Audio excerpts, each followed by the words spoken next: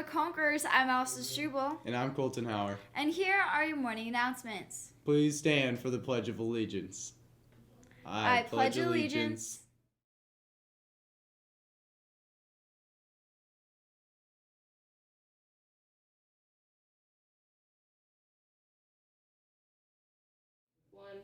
Lunches for today, Kentwood, we have a fish hoagie. And a chicken burger with seasoned fries. To all students, there will be no regular announcements today due to the September 11th remembrance. If you would like to see any of the announcements, they will be on your daily bulletin in your email. Let's please take a moment of silence for the tragedy that happened on September 11th.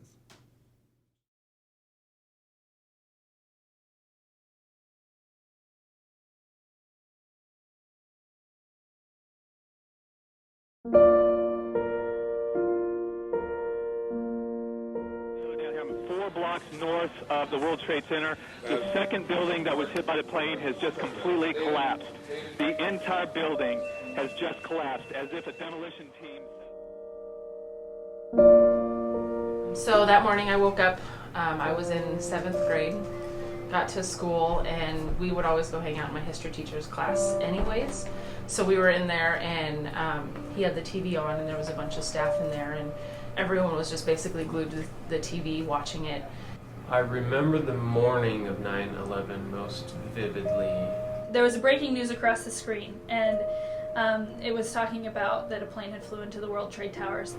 She had just called us kids over to the radio and said, you know, we've just heard about this plane crash, and, you know, so we were all just kind of startled and surprised and confused. What a lot of people don't know that day is that was also our faculty photo.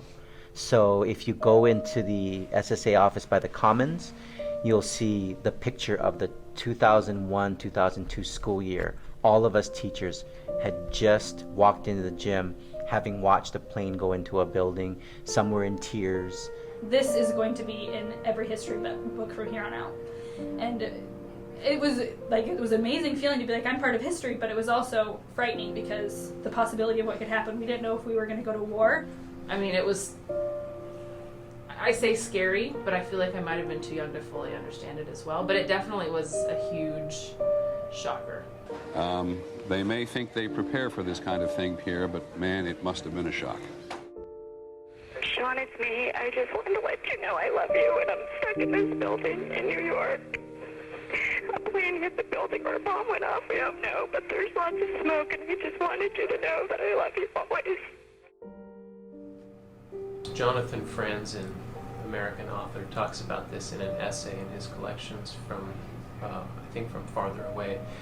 But someone asked him, you know, to say something literary about the event, and he was talking about how he felt many people had, you know, kind of recovered emotionally and later discovered that he didn't have a correct kind of pulse on the emotional trauma of the experience for many Americans because of their repeated exposure to it through television.